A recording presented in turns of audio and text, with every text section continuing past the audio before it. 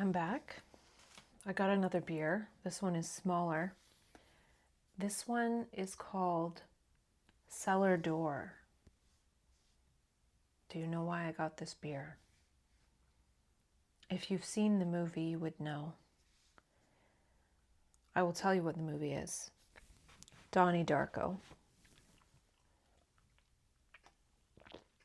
So I was looking for a synchronicity beer of all the different craft beers, and the first one that I saw was Doppelganger.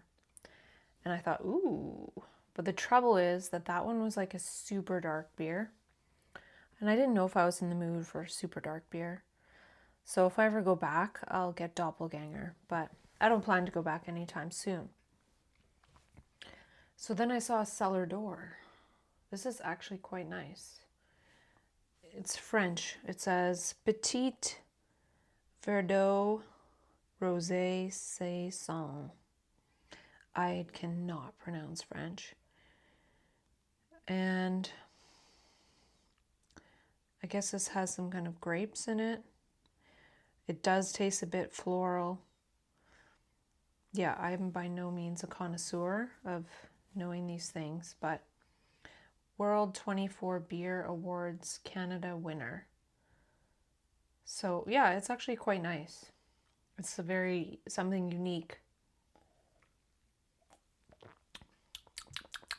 Yeah, this is very unique. It's very good. It's limited edition, so I don't know how long it will be obtainable. So anyways, I was looking at my email and it reminded me of, or I was looking at my calendar and it reminded me of something that I did, which is,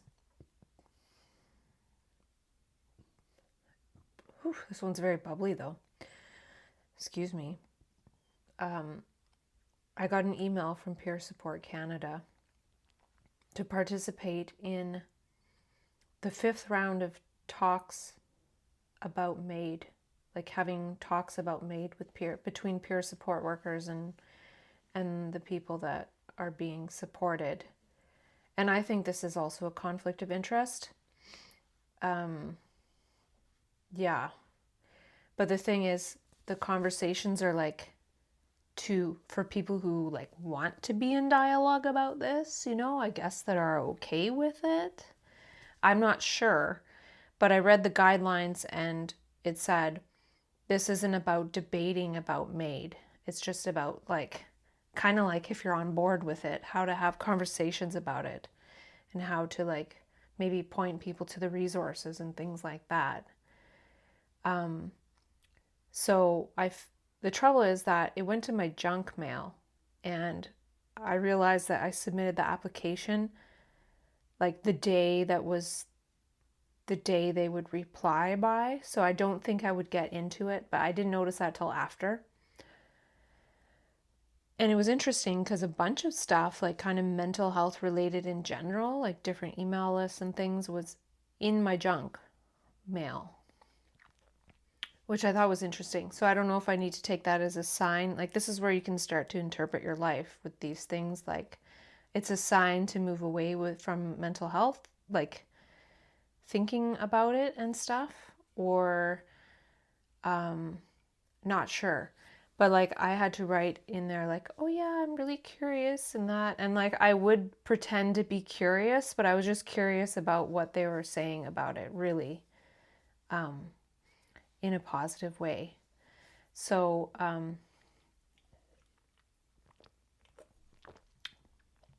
yeah. Anyways, that was my attempt to infiltrate these dialogues. And I had to put like a different email and like change my name a bit because I think when I first got those emails, like a long time ago, I was like, this is crap. Like, you can't have peer support workers helping people die, But apparently you can. Oh. Uppacking. That could be a neologism. If I want, right? See, sometimes when I type things wrong, I'm like, that's a neologism.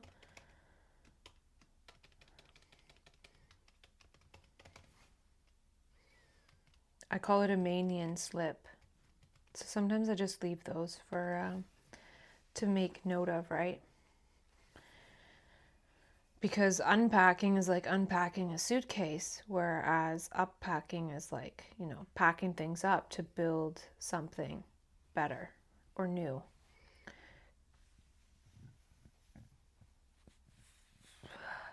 Yeah, this is a very, very, very fizzy beer. It tastes like it has grapes in it, like I said. So what else was I making notes about here? So here I am like, oh, people won't want made if they feel creative. Again, I really don't want to be focusing on this, but the maid thing has come into my YouTube feed or what have you in recent times. And the last time it did was a year ago. It was almost a year ago to this day. And that's when I first even knew it was going to happen. And then it didn't. And then it's going to in the future. It was really shocking to me because my mind just really extrapolated like how terrible that is to do, to have available, like, I don't know. I think for me, I'm more on board with if end of life is imminent, things like that. I don't know. Like I said, I'm curious about learning and all of that, but I just find it really strange. I really do. Because in my feeling, okay, this is my feeling about it. If I feel a lot of these people are right brain people, and if the right brain had as much structure in reality to unfold and live and be and do and have, then there wouldn't be this much suffering. And this is a point that this video brought up, is that sometimes people can just refuse the treatments that are available to try, and they can just say, no, I just still want euthanasia. And then in one of his slides here at the end, or where is it? I don't know if I'll be able... He shows like all the treatments available, just like a little brainstorm of them. And one of them is actually psilocybin, right? So psilocybin hasn't even been made widely available for people yet they're already making made available, so they haven't made these things available, something like psilocybin, for example. I can't find that slide, whatever. But why not have like widespread psilocybin, widespread housing first, all these things? But no, it's like, just, why don't you just give up? Let's help. We're going to help you. They haven't done enough yet to give up on people.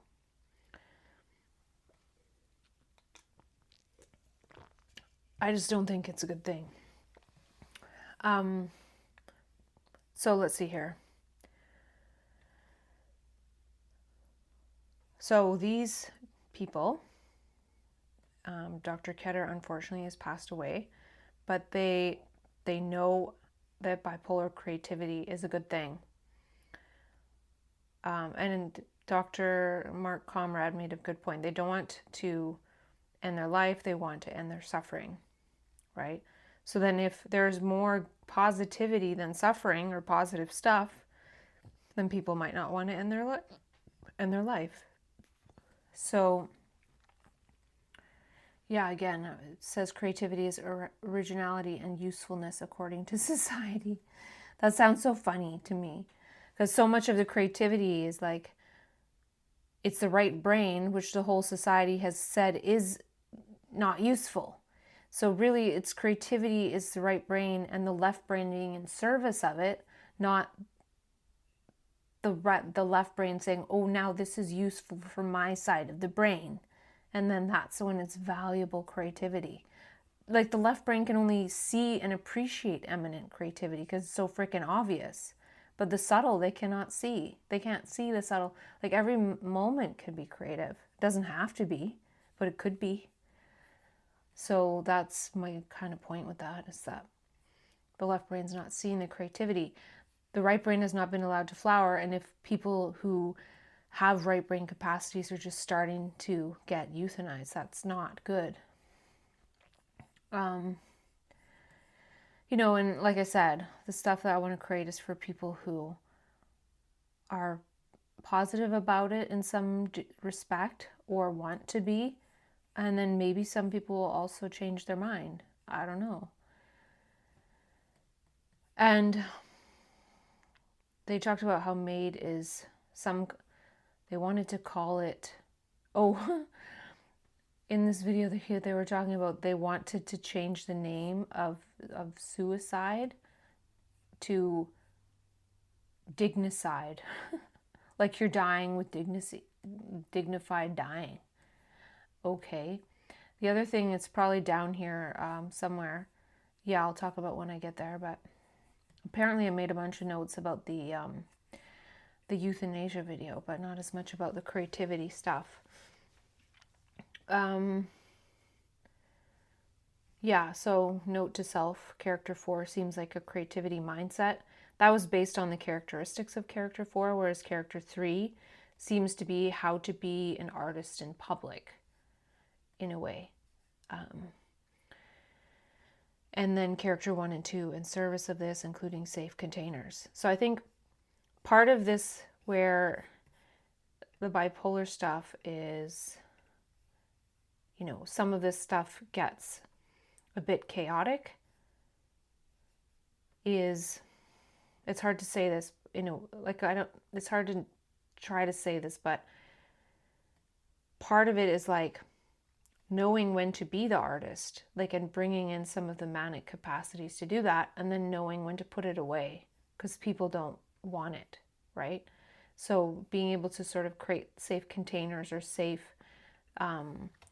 roles for it, that would actually help, right? So what I'm trying to say is there are ways to actually harness some of the things that are bipolar for the good of the creativeness that could actually be an advantage over the creative people. Whereas, say, right now, creative people have an advantage over us. And I don't think that they're trying to say that no people with bipolar disorder have a high IQ. It's saying, like, you can have high IQ, you can have, what it could be saying is that the more of these that you can cultivate, these high IQ, cognitive flexibility, and positive mood, the more creativity you're going to have on the creative side that is away from bipolar. So when I was talking about like cultivating or seeing the importance of a positivity bias or positive mood, is this doesn't even have to be a positive mood. It could just be a positivity bias towards all these things that are happening even in the bipolar side of things. Then that can still lean more towards the creativity thing. It could actually ground the creativity or allow it to flower more by having these things. So just looking at this, we can say, hey, we can leverage positive mood, maybe not always, but even if, say, on Thursday, I had a really good positive mood, and say Tuesday I wrote all day long and had a good positivity bias towards my creativity, and then on Friday it was like not a very good mood or whatever, at least I'm bringing more of the positivity bias into the creative days. So the negative days, I was just kind of like, oh, this kind of sucks, and I hope it gets a bit better so I can go out in the evening, which didn't happen. And I couldn't really write, but what I could do was process some of the other video content that I've done. So I could still do something. And then, you know, high IQ, like bringing that in when you can. Sometimes maybe with changes in cognitive function, it's not always there. And that's okay too. That's part of the cognitive flexibility. And I would say part of that would be like being non-resistant to like we have a different type of cognitive flexibility that can happen, which to me it's more like a flexibility in which world you're perceiving as well. So let's see here. Okay. Oh yeah, and they mentioned, you know, people get euthanized when they were never given psychotherapy, for example, for a personality disorder, which is apparently well established to be helpful, which, you know, I don't know because I don't have that particular disorder, but just examples of how people aren't given all the treatments. And it could even be that a treatment takes, you know, 4 months to get into, but it's just 3 months to get in for euthanasia. So I wrote down, he said, the people on the blunt end of the needle, the other side of the needle. That was an interesting way of putting it. And then me with my wordplay, it's like always there, right? I'm always looking into the word or the sound of the word. And so when I read the word euthanize, youth and eyes, youth and eyes. So that sounds like euthanize, and it means you need youth in your eyes. So in order to be kind of immune to being euthanized, you need to have youth in your eyes, which just means having fresh eyes, you know, eyes that are not lost in the past. That's basically what suffering is. So euthanasia is for suffering, and if you have youth in your eyes, youth and eyes, then you're going to be okay. And another point brought up is that only 8% had adequate evaluation of their capacity. And my mind jumped to conclusions. It's like, yeah, they weren't given a structure to be like, look at all my traits and my gifts and the creativity I've done in the past and my accomplishments and whatever, however you want to put it. But that's sort of part of the re-uncovery framework. But it really was about their capacity to make the decision to end their life or to have someone end their life. And to me, something they don't bring up, I haven't heard in any of these videos about euthanasia, is that, you know, if you say, oh, I'm Jesus, you know, that's an extreme example that, you know, they're like, okay, well, you're mentally ill, you're crazy. But then it's like, if you say, well, I'm suffering and I want to die tomorrow, they'll be like, okay, let me help you, you know? So what, like, why is that believed without some kind of proper method to really determine that?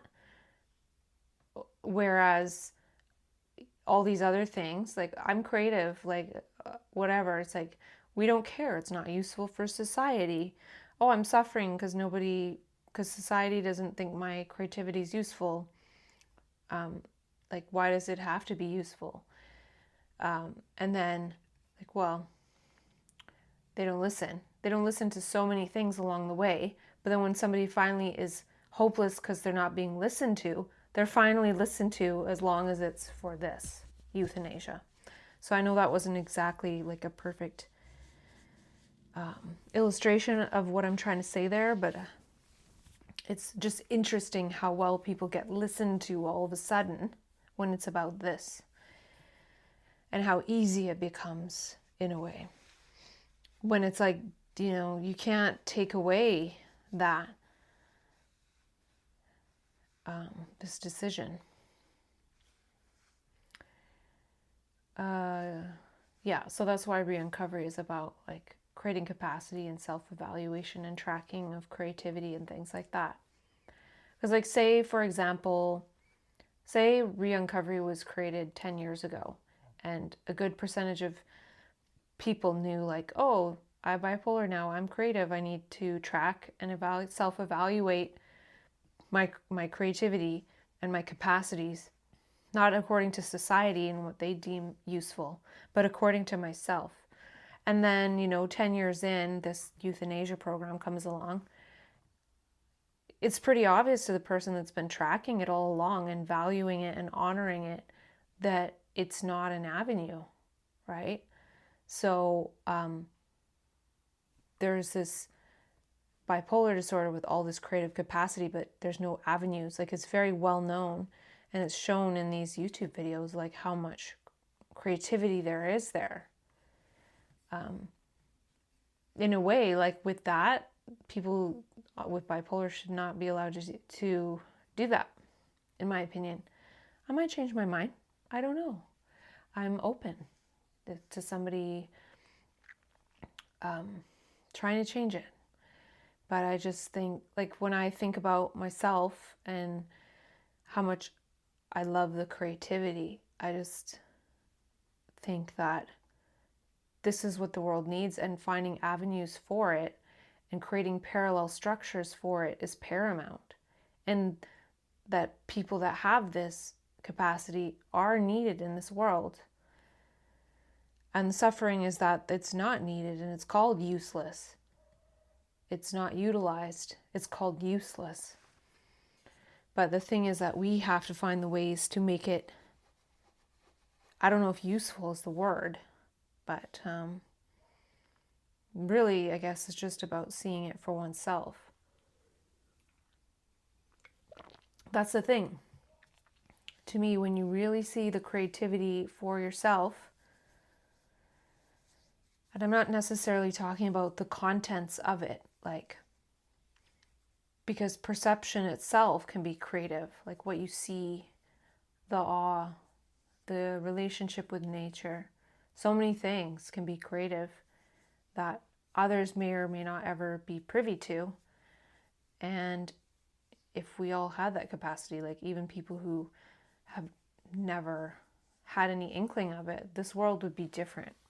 So if we're starting to off the people that have this capacity because they've been suffering because they don't necessarily fit into the left brain world, then we're going in the wrong direction.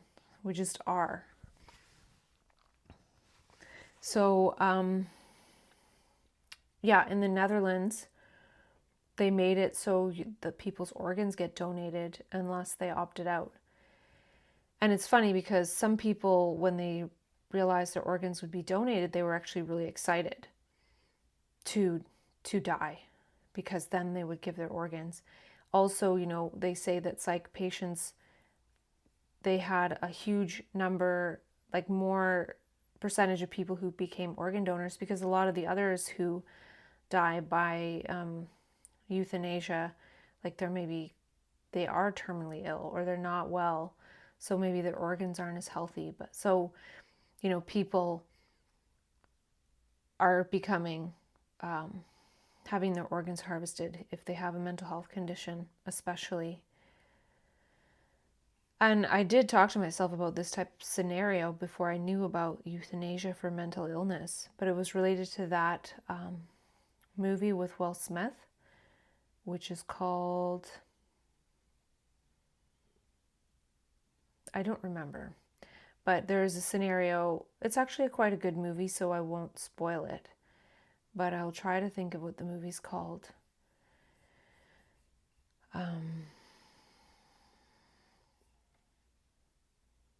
Let me look on my phone here, just so it's here.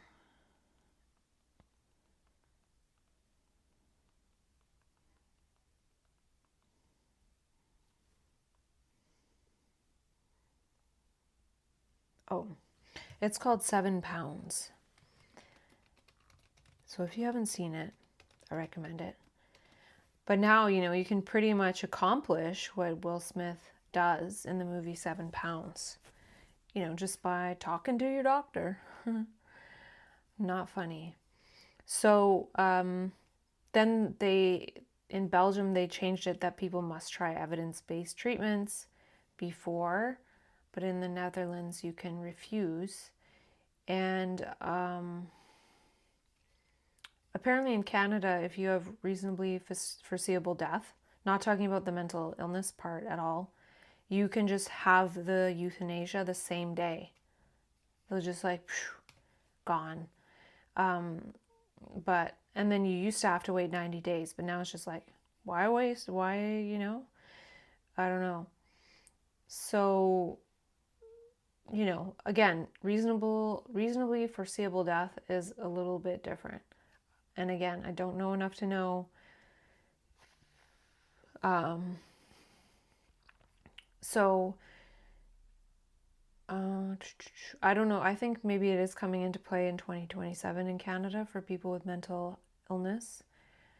And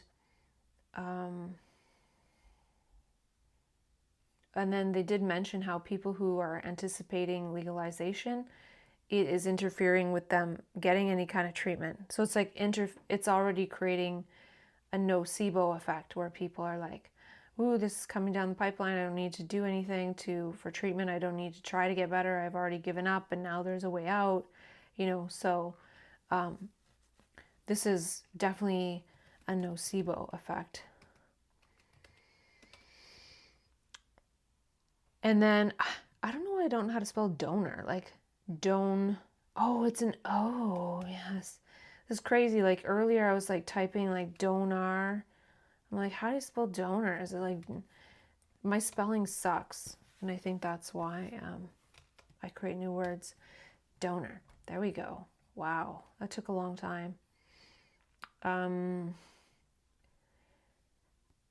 So they're talking about lifting the dead donor rules, so you can choose to have your organs harvested while you're still alive, so the organs are better for donation than when you're dead, which is kind of crazy. And then in the USA, there's no euthanasia. There's medical assistance in dying, where no doctors are needling people. They give you some kind of death pill. And that's different than Canada, even though they still call it medical assistance in dying. It's really euthanasia. They're euthanizing people. So some compelling questions. It's a good questions on that slide.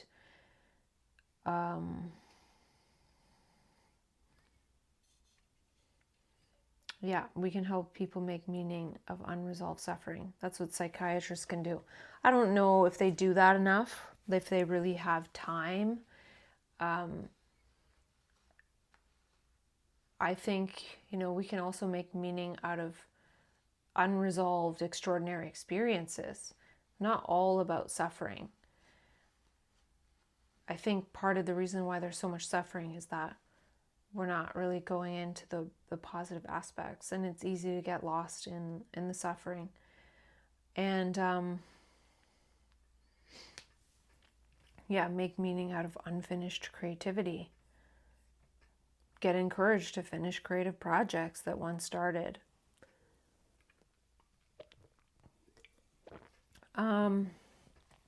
Suffering.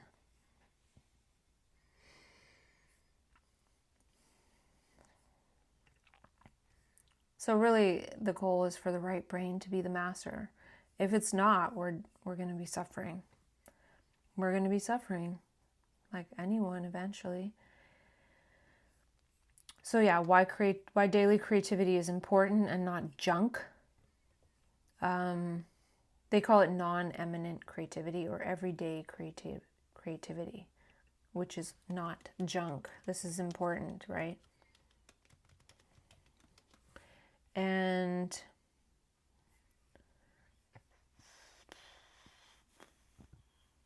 okay, so this is when I'm writing to myself that I want to bring in a little bit about the big 5 personality, which is neuroticism, agreeableness, conscientiousness, extroversion, and openness. Now I have quite a bit not written on this, but I have a lot of annotations on this. And I find it really fascinating. But then I don't want to get too much into it, because I guess the main point I want to make with the big 5 personality stuff at some point is that some people have, well, in a way, now that I think about it, we have 4 characters, right? And then I have, if I was in a hypermania, like a big mania, I would have extroversion. But normally I'm very introverted, right?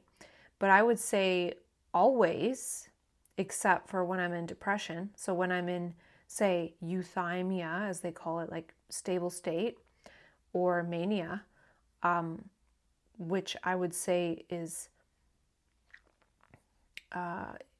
like over the last 5 years is probably 98% of the time. I have lots of openness, but I don't have lots of extroversion unless I'm in a very strong mania. I would say I haven't had this extroversion like that for 5 years. And then neuroticism, like agreeableness, I'm generally like quite polite. Well, I am, I think. I appreciate politeness.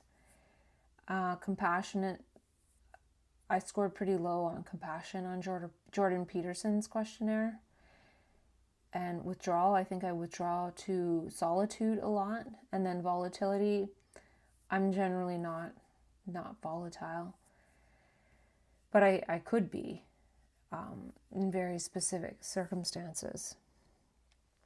And then conscientiousness, I think I'm quite conscientious. Orderliness, yes. Industriousness, I don't exactly know what that means. Actually, I'd have to look it up. Let's see what that means.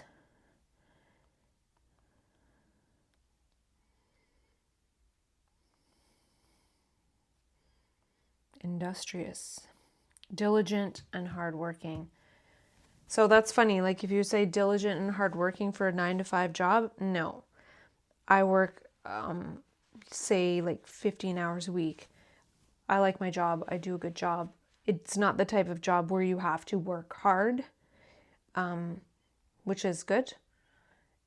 But I would never, ever default from 100% integrity from that job. I just wouldn't. So, and that's easy. That's easy for me. So I'm just saying I'm not hardworking in that sense. And then even for writing, this is challenging to do this writing, but it's a passion of mine.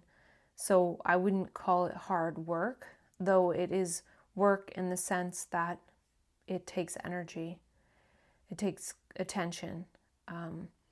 So I think I'm quite industrious with this. Like I'm diligent in that, I have a process for keeping track of where I'm at with this.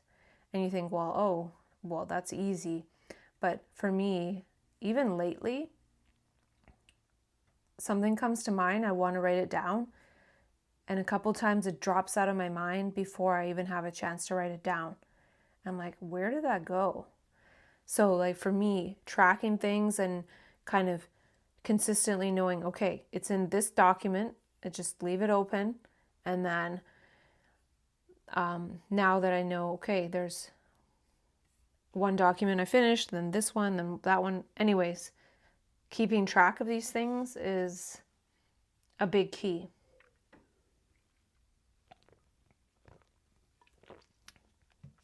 And being diligent with it in order to not forget about it, really. And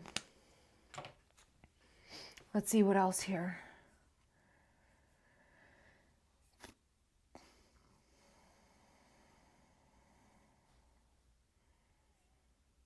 Oh, this one last quote is from a video. I don't think I have it brought up here, but let's see what it's called, just so I don't... Oh, the link is here. Not that. Oh, I didn't put the link, so I better find it. Let me find it here. This beer is very tasty. Like, I could drink this one again because it's probably the nicest tasting beer I've had in a long time. I haven't had one in a long time. Actually, once when I was at an event, I had like one beer, but it tasted kind of chocolate flavored. Man, I did not like it. I'm not into chocolate beer. So let's see. Where is this video? I was just watching it. Oh, there she is. Okay. Dark matter, okay. So the video is called... Okay, wait. No.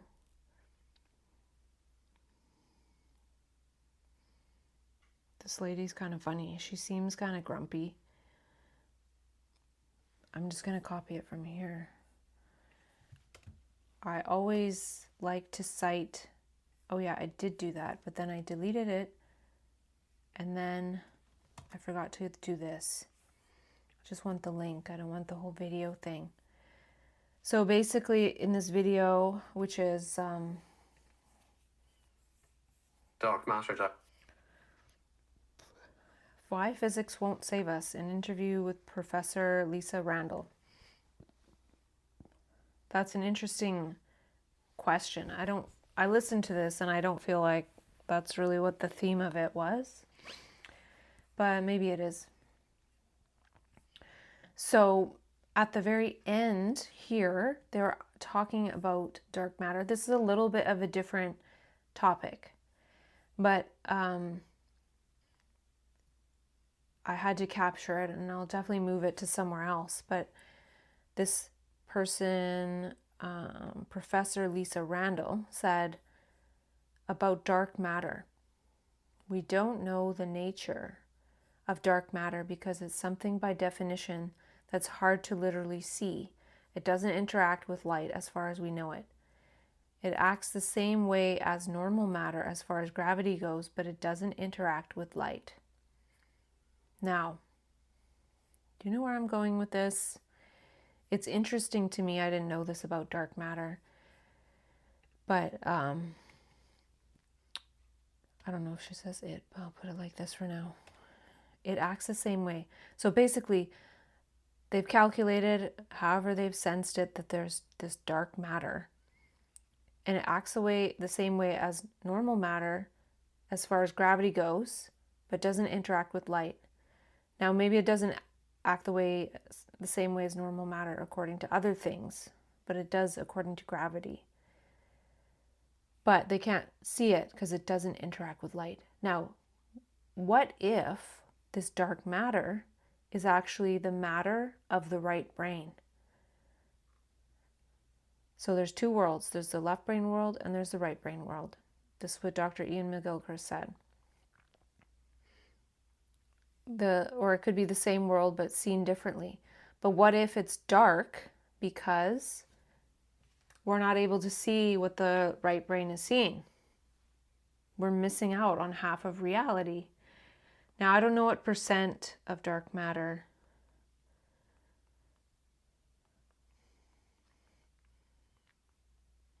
I'm just looking. What percent of dark chocolate? What percent? 20%, 27%. What about dark energy? Now, I'm not trying to say that to say that's what it is.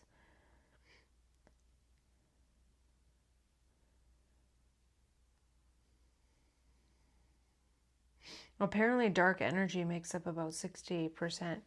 I have to sneeze.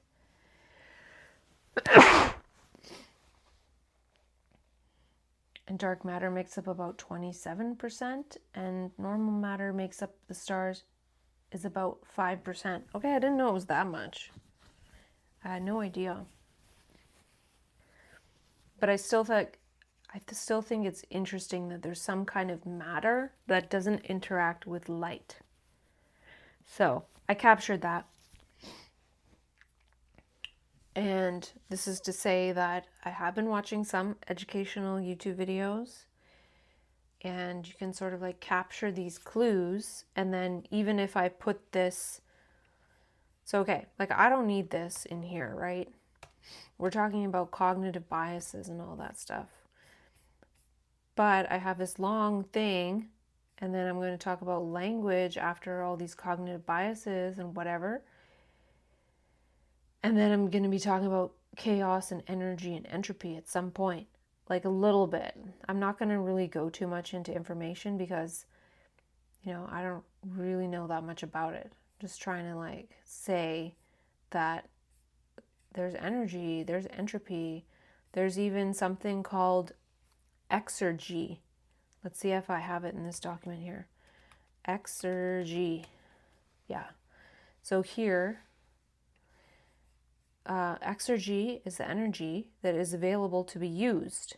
So like, sure, you can have, so say you have like energy in your body and everything, and then you're tired all the time and you're in depression. You don't really have any exergy. Like, of course, you're using some kind of energy, but there's not enough to be used for something else.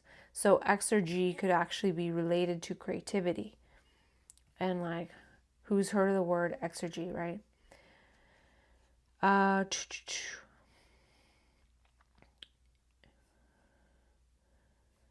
Right. So just saying that we could put this in something else. I don't even know. Like, I can try to see if I have dark energy. See, I talk about dark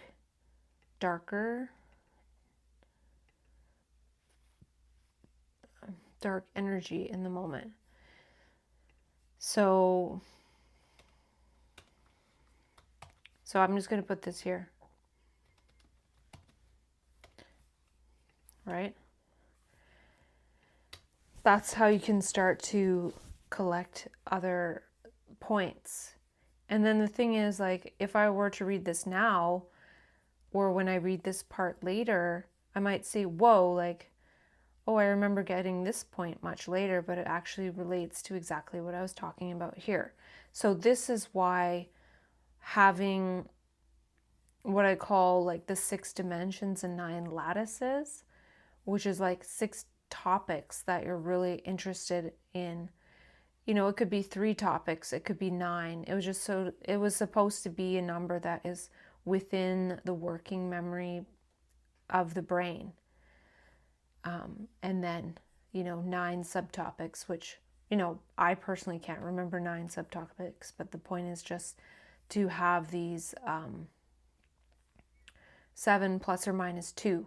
So you could have 9 dimensions and 5 lattices, or 5 dimensions and 9 lattices. It's just to have these sort of working memory structures of these things that you're interested in.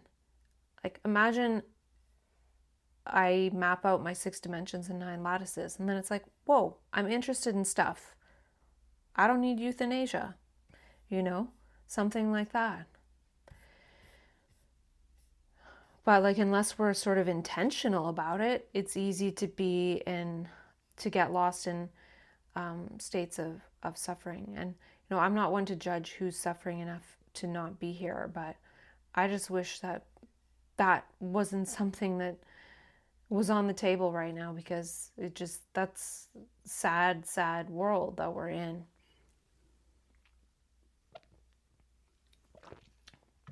It's going to go into not so great places. I'll tell you one of them.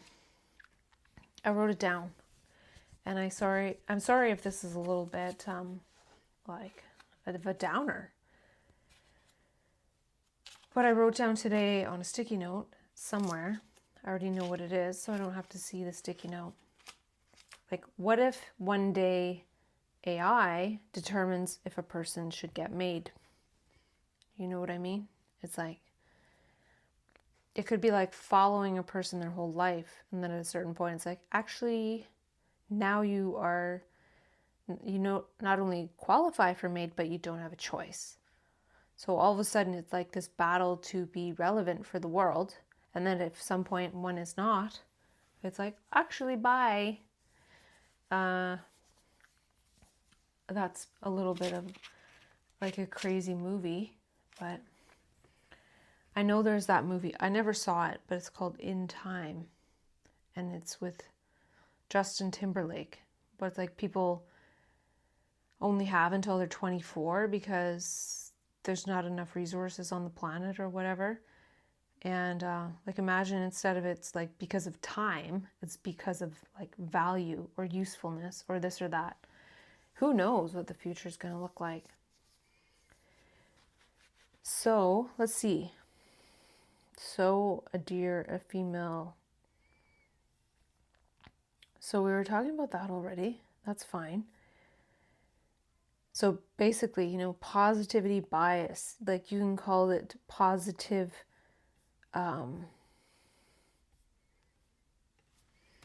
positive mood or outlook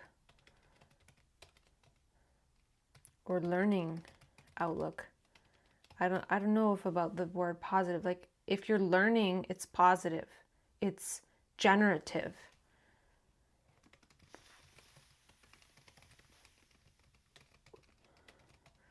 So if you're not learning, it's sort of like resting or disintegrating in a way. And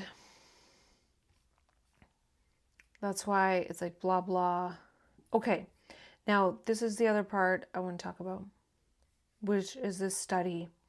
I probably won't be able to say it very well, and I probably won't end up writing it very well. But there's a study where, let's just read this quote here. A person who takes in positive information to a greater extent than negative information from their experiences in the world uses such information to update their beliefs, which eventually leads to more positive expectations.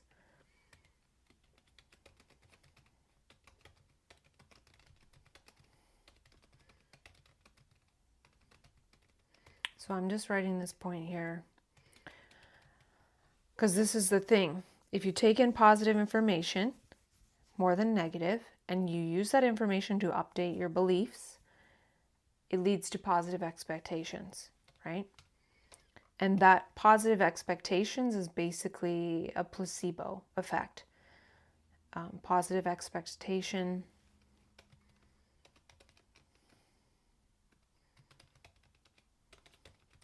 Like I think that's actually the name of the bias, positive expectation bias. In contrast, individuals with depression do not show a positivity bias in learning. So it's a positivity bias in learning that's important.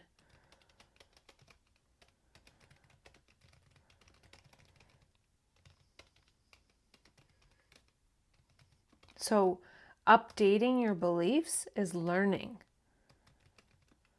It's kind of synonymous, right? So I don't know about really like the word.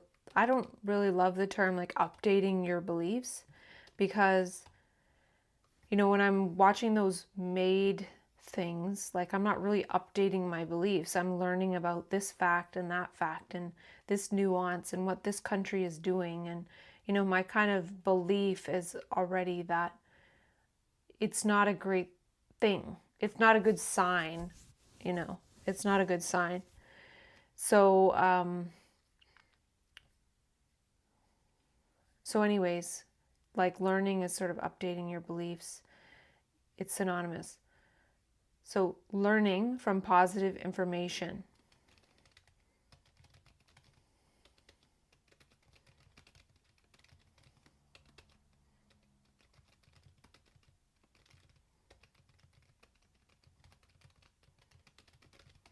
So I'm adding in right now as a note to myself that positive information is in essence new information. Now, why I say that is because generally like old information is negative because it doesn't really give anything new, and that's part of what makes it negative. And if it doesn't give anything new, then there's no learning.